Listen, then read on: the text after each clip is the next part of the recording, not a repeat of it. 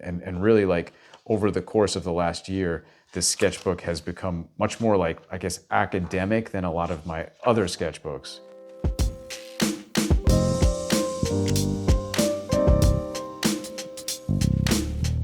Welcome back to my channel. My name is Thomas Patilli. I'm a comic book artist and an illustrator. And I think it was about a year ago, almost around this time, where we did the last sketchbook tour.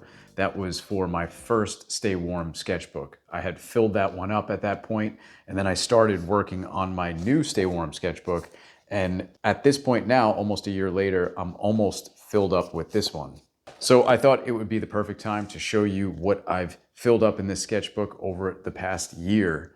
It also seems to be the right time to be talking about sketchbooks. I don't know if any of you are fans of that Trojan Horse YouTube channel. I never really know the exact name of their channel, but they do a sketchbook series, which is so great to look at because it's all these different artists, animators, comic artists, illustrators who like show off their sketchbooks. It's really great to see the process behind artists of all different disciplines and how they use their sketchbooks, both for just personal reasons and professional reasons.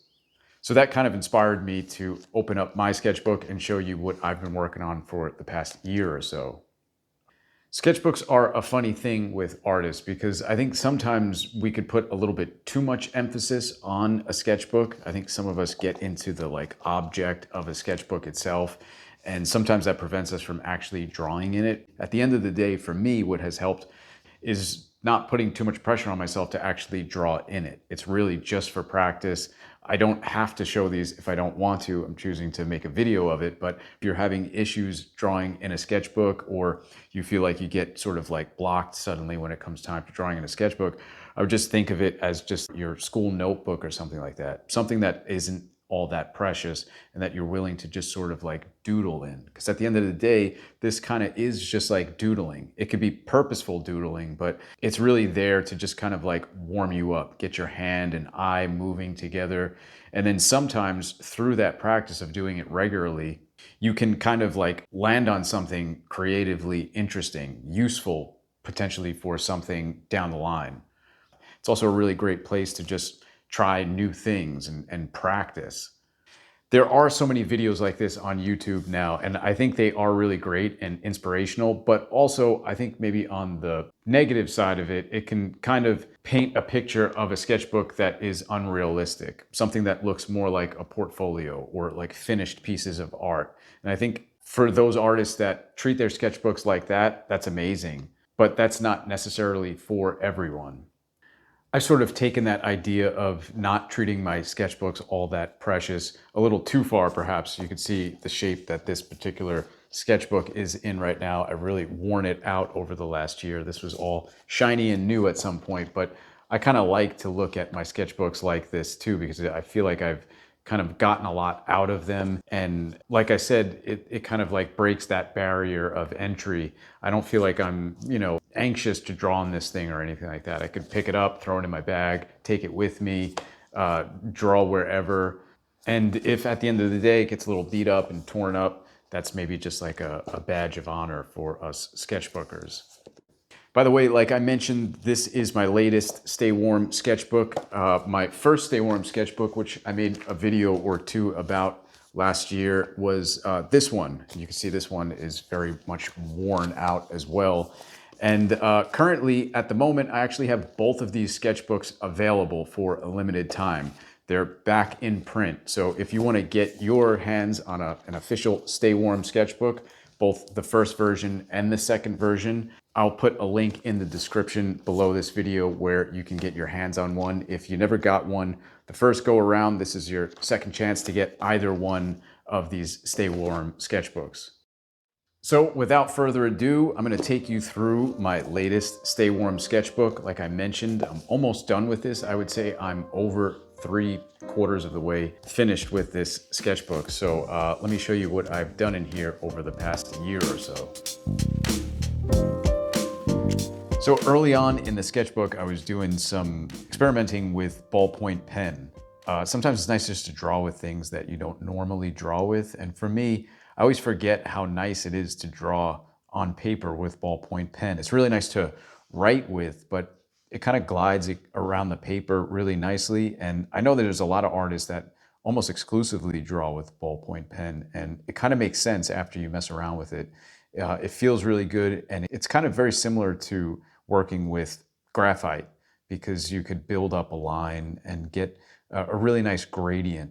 And it's very sketchy, and it's just perfect for life drawing. And in this case, I was just drawing from photographs. These are actually old photos of Frank Frazetta. It really looks nothing like him. I think maybe this one gets a little bit closer to Frank Frazetta, but I just really like the poses. I like the lighting from an old black and white photo. And yeah, just good fun warm-ups in the morning. Some of you may remember, I think it was last year, late last year, I did a video all about gestures, gesture drawings, and just working from different photographs, laying down a quick gesture, and then kind of building on top of that. So I did all those demos for that in this sketchbook, and that's where a lot of the section of this sketchbook is dedicated to. As you can see, I didn't draw on the opposite side because I wanted everything to kind of be clean while I was filming. But in this case, for me, in my sketchbooks, I really love to see that because it's kind of, it extends the life of the sketchbook in a way. I know I could always go back now and draw on these empty sides of the pages. I like to try to get as much use out of the sketchbook as I can. But these were really fun. A lot of them I also did with that ballpoint pen. And it was just really good gesture, figure drawing practice, starting with like real basic lines and shapes to get the overall pose down as fast as possible, and then slowly building up. This was one that got a little bit more finished than the other ones, and I think I used some sort of like brush pen or something like that to finish it with. Sketchbooks for me, like I mentioned, are also practical. It's places where I'll do thumbnails, collect ideas for an illustration that I might have in mind, just plan things out. Sometimes I even write in my sketchbooks as well. So you can see here just different thumbnails. This was for a Rocketeer commission that I worked on. I think it was earlier this year, actually.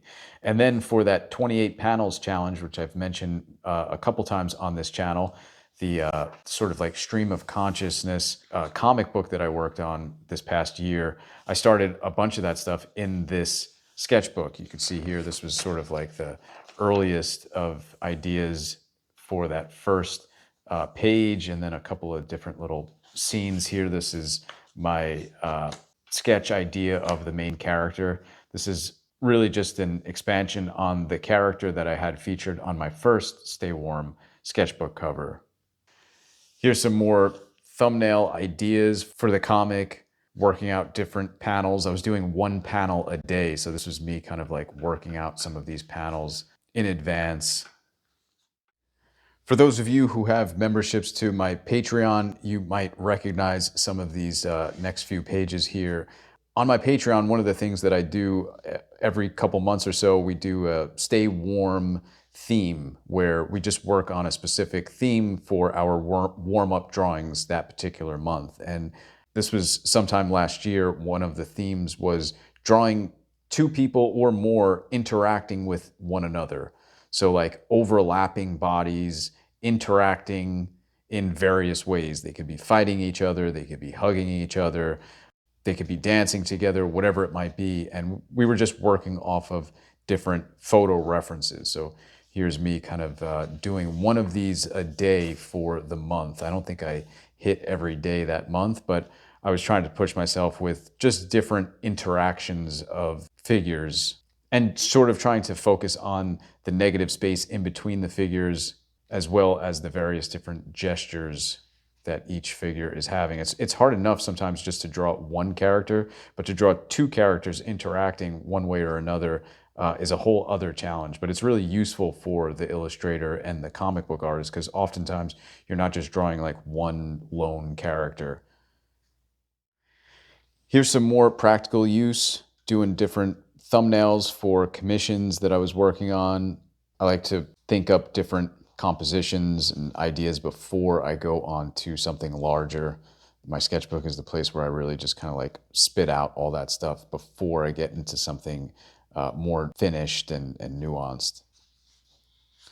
Also on my Patreon, this particular month, we were going through the exercises in Andrew Loomis's book, where he focuses on drawing the head, the face, and the hands. So this was me kind of like putting myself through the exercises and really just trying to take it step by step by step. It's one of those things that sometimes we overlook the value of just going back and learning from an artist such as Andrew Loomis, and kind of like taking it step by step, not assuming that because you've been doing this for a certain amount of time, you can kind of just like gloss over that stuff. I think I've done that for many years. And this past year, I've really been trying to focus on going back to the fundamentals and kind of just like trying to pretend I don't know anything and approach it with a very like clear mind.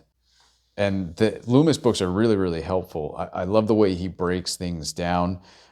When you look at it, sometimes these diagrams could look a little bit like intimidating or academic in a way, but his very simple language that accompanies these exercises is really helpful because it just further explains what he's talking about. He breaks things down into a way that I think artists particularly can really understand things. It's obviously very visually done. And for me, and the way I tend to learn, that really helps. So this is me just kind of like going through some of those exercises.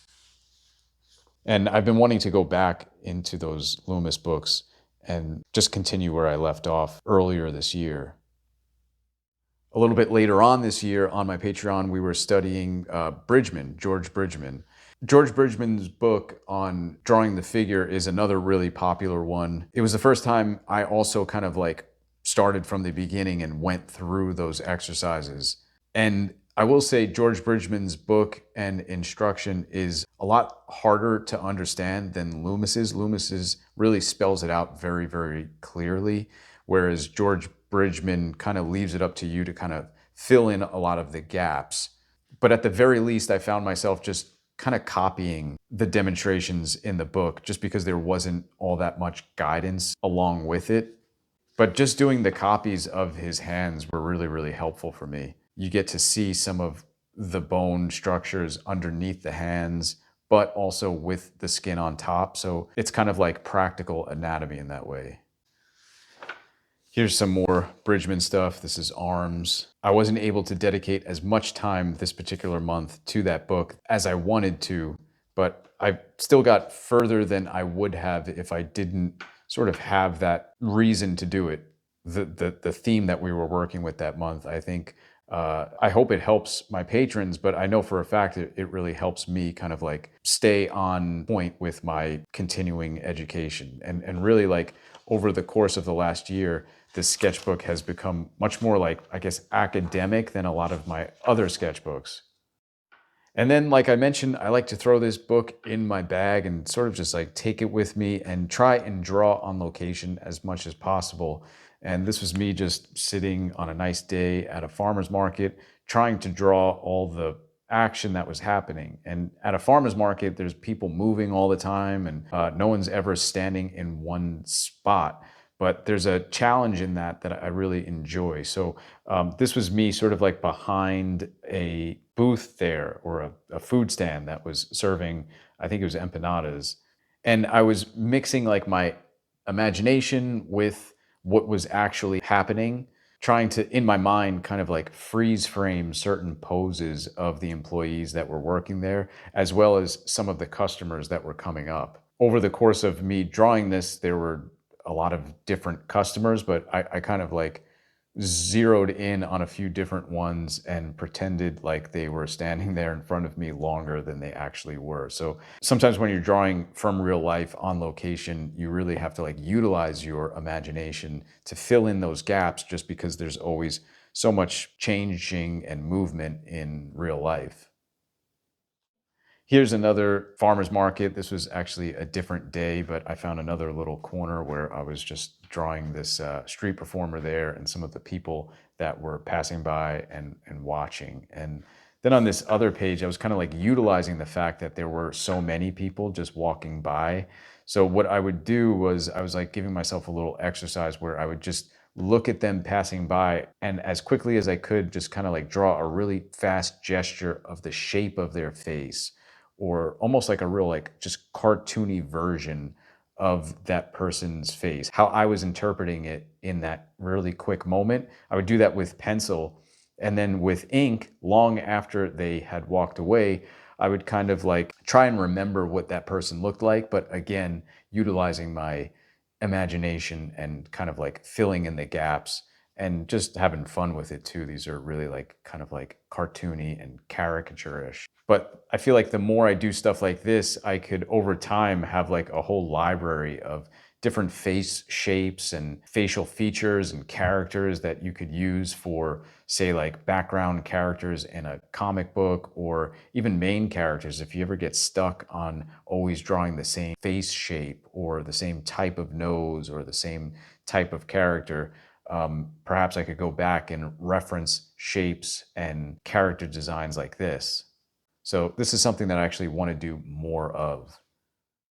I like to work at coffee shops as much as I can, just to kind of get out of my home space. Kind of helps me focus. So when I'm there, I'm obviously working on whatever I'm working on, but sometimes I like to just draw what is around me. And so here's just a compilation of different people from different times at various coffee shops. This is kind of like my coffee shop page right here. Coffee shops are great to draw people at because oftentimes they're, looking at a book or their laptop or on their phone. There's a lot of people, but they're usually not suspecting that anyone is going to be sitting there drawing them. So I try to keep myself as inconspicuous as possible and look for the people who seem to be holding a certain kind of pose for a while. Also, it's kind of interesting because when you're drawing people from life and then look back on it later on, there's that moment of time that you're really like spending with them and really like looking at them in a different way, a much like deeper way. And so when I look back on these different characters, I actually remember the day and I remember some of the story that might have been happening around them. For instance, this guy right here, he was like a young guy and it looked like he was on a first date or something like that. And I remember that he was looking very, very like intently at the girl that he was with, talking to. And he was so distracted. The two of them were so distracted because they were just like paying attention to each other that they were the perfect people to draw. But I really, looking at this drawing, it kind of like brings me back to that moment. And that's one of the things that for me, drawing does that taking a photograph doesn't really do. Drawing people in real life setting kind of like slows down the time. It's one of the only things that I've found in my life that actually like hits that pause button and allows you to kind of like really just be in the moment and let that moment last. And then looking back on it, for me, it doesn't really matter how long time goes. When I look back at these sketches, I kind of remember what was happening in that moment. So it's kind of like an interesting phenomena that happens with sketchbooks and drawing from life. Studies, studies, studies. I like to do a lot of studies. Like I've mentioned before on this channel, there's a lot of great artists before me that have always worked on studying other artists. So if that's something that they do, I want to try and adopt that into my practice as much as I can. So here's a study from a Superman panel by John Bogdanov, and Jank is his last name. I forget what his first name is, but I think I mentioned this on a recent YouTube video, actually. Here's another study. This is from a Norman Rockwell painting, a very elaborate, very, very realistic Norman Rockwell painting. All his paintings are realistic, but this one in particular, it's such an amazing painting because there's so many characters in it and everyone's has their own specific personality and they're all taking their own very unique pose. So I thought I would just zero in on a couple of these and just use it as like a warm-up study. And it's always interesting to try and interpret a painting, something with like the full range of color, and interpret it in black and white. I feel like it always kind of forces me to approach drapery and folds and shadow and lighting differently than I would if I was drawing something that didn't have that full range of color and tone in it. This is obviously different from doing a study of this Superman panel here. Both are just as useful and have just as much, in my opinion, to learn from. It's just different results and it pushes you to look at the subject that you're studying differently. Some of you may remember in one of my more recent videos where I was doing my own interpretation of the Outsiders cover. This was some of the studies I did for that illustration before I went on to the final. I was just trying to work out how I wanted to handle the lighting. All these characters on the cover were in very sort of heavy shadow, and I just wanted to figure that out in my sketchbook before I went on to the final page. I'm pretty sure I mentioned that in that video. Also here's just me working out. This was a recent illustration project that I was working on for a science magazine. I was trying to come up with an interesting concept for an article that was very sort of dry and scientific. So I was just doodling some ideas as I was reading the article, and I was just writing down different keywords that were popping out, not only in the article, but were sort of like coming to mind when I was thinking about that concept that the article was trying to get across. So I like to write out different keywords sometimes, and sometimes when I'm looking at those words, I can try and pair some of these opposing words together to create something interesting visually. So there you have it. That's a little bit of a look at where my sketchbook is at currently. Like I said, I try not to be all too precious with this, and you could probably see that that's the case after looking at the cover and a lot of what is inside. I try and get as much use out of these sketchbooks as I can for educational purposes, going through some of those Loomis and Bridgman exercises, as well as just leisurely sketching and drawing from life. And then also using it in a really practical way as well, making notes, doing a little bit of writing, doing my thumbnails and layouts. This is really a place where you can do whatever you want in here. And like I mentioned, if you don't have a Stay Warm sketchbook and you want to get one, right now, both Stay Warm sketchbooks are currently available. Like I said, I'll leave a link in the description where you can pick those up. They're only going to be available again for a limited amount of time. So if you want one, now's definitely the time to pick one up. Also, what I should mention too is during this month of November, for the remainder of this month, I have a sale going on my Patreon.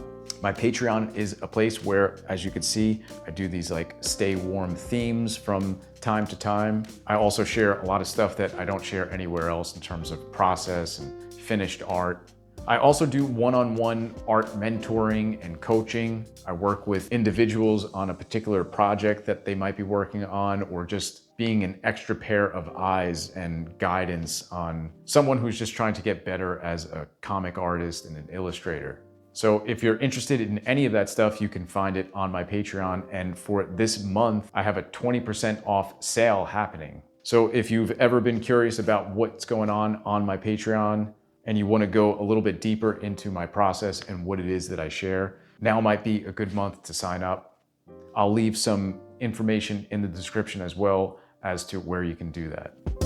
Thanks so much for watching the video. Like it if you liked it. Please do subscribe to the channel if you haven't subscribed already. And if you have any questions or comments about anything you've seen in this video and you want to talk a little bit more about sketchbooking, your particular sketchbook habits, or like I said, if there's any questions you had on anything you saw in my sketchbook, feel free to leave all of that in the comments below. I always love reading your comments and communicating with you over there. So that's it for this video. Thanks so much for watching. As always, I'll catch you in the next one. Take care.